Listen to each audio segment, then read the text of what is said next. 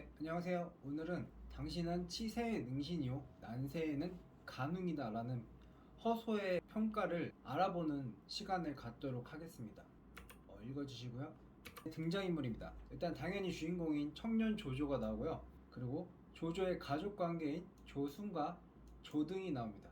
원소가 살짝 나오고 교현이라는 사람과 오늘의 거의 두 번째 주인공인 허소라는 인물이 나옵니다. 이 허소의 조조의 평가를 알아보면서 조조와 간웅, 조조는 간웅이라고 많이 알려졌잖아요. 그 부분에 대해서 한번 알아보도록 하겠습니다. 간웅, 이게 언어라는 게 참 알 것 같으면서도 되게 어려운데 저희는 막연하게 대충 이런 느낌일 것이다 라는 느낌적인 느낌은 오잖아요. 근데 역사 학계 쪽에는 나름 정확한 어떤 의미가 있는 것 같아요. 이게 저희들이 잘 알지 못한 어떤 단계 같은 게 있다고 해야 되나? 정확한 기준이 있고 그 기준이 합당한지 아닌지에 따라서 막 단어를 쓸 수 있는지 없는지 그런 게 나뉘는 느낌인 것 같아요. 제 개인적인 생각엔.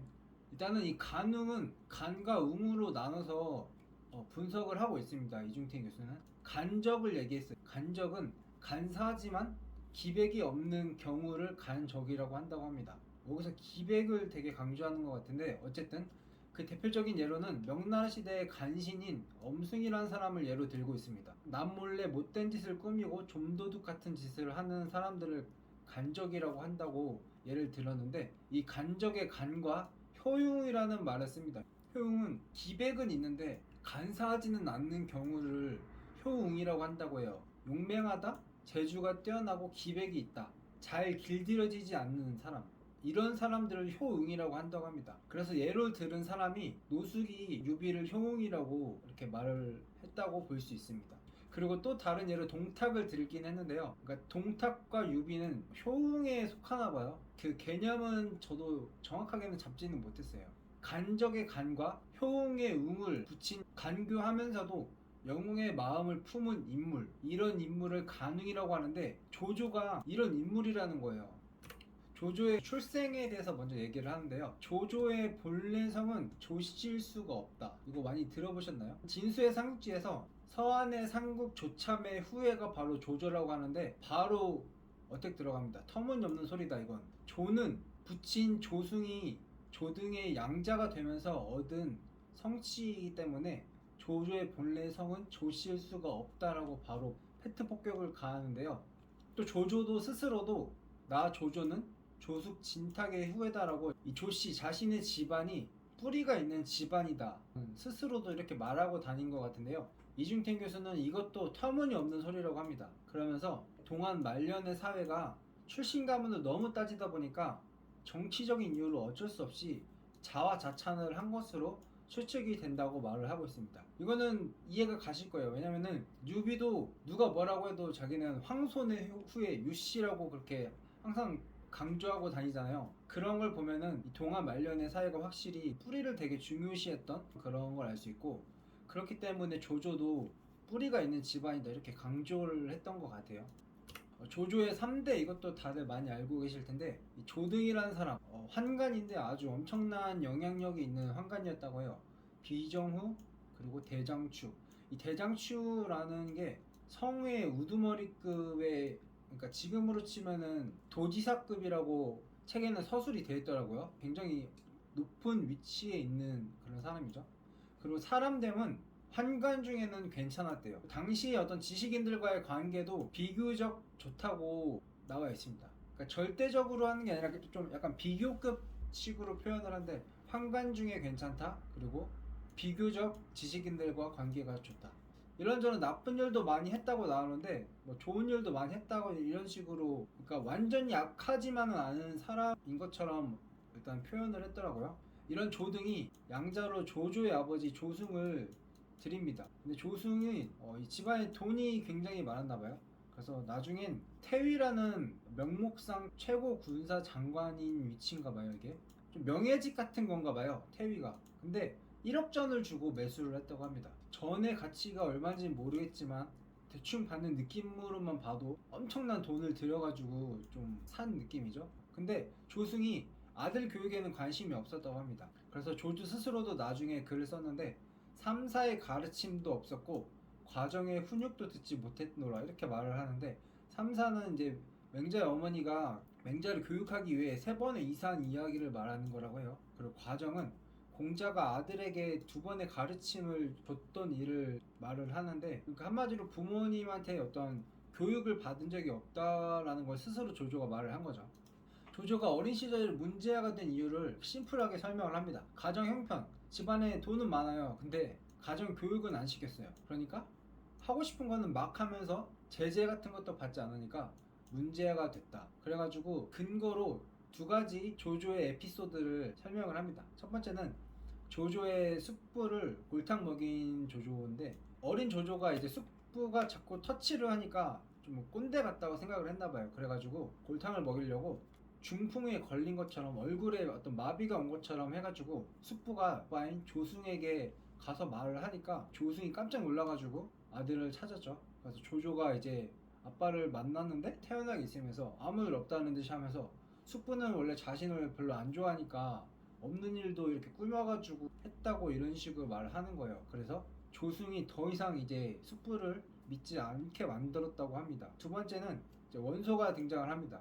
원소와 장막과 같이 많이 사고를 치고 다녔다고 하는데, 조조가 결혼하는 신부를 원소와 같이 훔치려는데 이제 도망가다가 원소가 이제 덤불에 갇힌 거예요. 가시덤불에. 조조가 자신은 빠져나가려고 도둑이 덤불 속에 뭐 갇혀있다 이런 식으로 막 크게 소리를 질러가지고 원소는 이렇게 함정에 빠지고 자신은 빠져나오는 조조의 어떤 임기응변 같은 그런 모습을 이야기를 하고 있습니다. 장난심하고 소란을 잘 피며 일상적 규범을 잘 안 지키는 사람, 간사하고 교활하여 간계가 많은 사람이라고 조조의 어린 시절을 평가하고 있어요.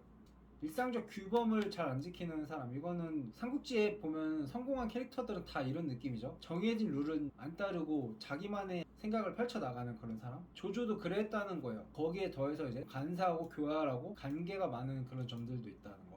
젊은 시절에 그런 조조를 좋게 평가한 사람이 있었다고 합니다. 교연이라는 사람인데 당시에 태위였다고 해요. 어느 정도로 이제 극찬을 했냐면은, 천하가 이제 장차 어지러워질 건데 그래서 걸출한 인자가 나와서 이 천하를 구해야 되는데 그 사람이 바로 조조다, 이렇게 표현을 했다고 해요. 그러니까 엄청나게 극찬을 한 거죠. 어린 조조의 어떤 포텐셜을 본 것 같아요. 자기의 어떤 사람 보는 눈으로. 결과적으로는 뭐 맞았다고 뭐 볼 수도 있겠죠. 그런 교연이 이제 오늘의 주요 인물 허소와 조조를 가운데서 이어주게 됩니다. 근데 이 허소란 인물은 당대 가장 유명한 평론가이자 감상가였다고 해요. 이게 평가를 하는데 그 평가의 대상이 이제 컨텐츠가 아니라 사람이었던 거죠. 그래서 매월 초하루에 인물들을 품평하는 월 단평을 발표를 하는데, 누구든지 한 번만 논평만 거쳐도 몸값이 막 100배로 뛴다고 해요. 무명이었다가 바로 상류사회로 이렇게 진입할 수 있는 기회를 만들어주는 인물이었다고 해요. 그러니까 이 쩌리 조조도 어떻게든 평가 한번 받아보고 싶어가지고 계속 평가를 해달라고 쪼른 거죠. 허소가 조조에게 평가를 했다고 합니다. 당신은 치세에는 능신이요, 난세에는 간웅이다. 근데 이제 이 이야기가 정사에는 기록이 되지 않다고 합니다. 이 4가지 역사서에 있는데, 일단 손성의 이동 자보에만 보인다고 해요. 그리고 조조의 반응까지 나옵니다. 조조가 크게 웃었다라고 반응을 했다고 하는데, 배성지의 주에서 이 손성의 이동 자보를 채택해가지고 적었다고 합니다. 근데 이 이동 자보 외에도 후한서에도 이 내용이 기록이 되어 있는데 약간 대사가 달라요. 태평한 시대라면 간적, 혼란한 시대라면 영웅이라고 허소가 말했다고 하고, 조조의 반응은 똑같게 나옵니다. 세설신어라는 책에는 약간 바뀝니다. 대사가 난세의 영웅, 치세에는 간적 이렇게 돼 있고, 이 말을 한 인물이 허소가 아니라 아까 말했던 그 교연이 말했다고 표현이 돼 있어요. 삼국연의에 와서는 당신은 치세의 능신이요, 난세의 간웅이요, 이동자보의 대사가 그대로 오긴 했는데 조조의 반응이 바뀝니다. 크게 기뻐했다. 이게 크게 웃었다와 기뻐했다는 같잖아요. 저도 그렇게 생각했는데 이 부분을 이중택 교수는 파고들어서 분석을 합니다. 이 이동자보에 대한 내용을 더 디테일하게 분석을 하는데, 이 이동자보라는 책은 결코 조조를 이렇게 칭찬하는 그런 빨아주는 책이 아니라고 해요. 조조에 대한 어떤 부정적인 부분도 다 드러내는 책이기 때문에 이런 책이 조조에 대한 평가를 좋게 한다면 그래도 상대적으로 믿을 수 있다라고 말을 하고 있습니다. 여기에는 이제 조조의 개성과 행동을 먼저 이야기를 한대요. 재주와 무예가 남보다 뛰어나서 그를 해칠 수 있는 사람이 없으며 병법을 좋아했다. 허소의 평가를 이제 말해줍니다. 당신은 치세의 능신이요, 난세의 가능이요. 이렇게 한 다음에 조조의 반응, 태조가 크게 웃었다. 이렇게 빌드업을 해 나가가지고 스토리가 진행이 된다고 볼 수 있습니다. 이 에피소드의 어떤 배경 같은 게 자세히 나오는데, 조조가 이제 자기도 평가를 해달라고 허소한테 쪼르는 거죠. 근데 허소가 왠지 모르겠는데 계속 뭐 안 해주거나 밀었나 봐요. 조조가 어느 순간 틈을 파고들어가지고 위협을 가한 것 같아요. 자기 평을 좀 하라고. 근데 이제 허소로서는 딜레마에 빠지게 된 거죠. 실제와 다른 평을 하자니, 이런 평론가들은 자기 평가에 대한 신뢰가 생명인데 이거 한번 잘못했다가 자기 신뢰 다 바닥날 텐데, 그런 고민. 근데 평을 안 하면은 이거 조조가 자꾸 앞에서 칼 이렇게 흔들어대는 게 내 목에 올 것 같은 그런 느낌 들고, 그래서 이 딜레마에 빠져 있는데 결국은 if 조건이 걸린 그런 느낌으로 태평한 시대는 간적, 혼란한 시대는 영웅, 이렇게 쪼개가지고 어느 쪽도 다 만족시키는 그런 답을 내놓는 거죠. 그래서 간적이란 말만 보고 조조 싫어하는 사람들도 그치, 조조는 간적이지, 이렇게 속으로 받아들일 수 있게 하고, 조조 자신은 이거는 이제 그냥 영웅이라는 것만 보고 그냥 오케이 한 거는 아닐 거라고 이징택 교수는 말을 해요. 어쨌든 이 평가 자체에 대해서 조조도 만족을 했다.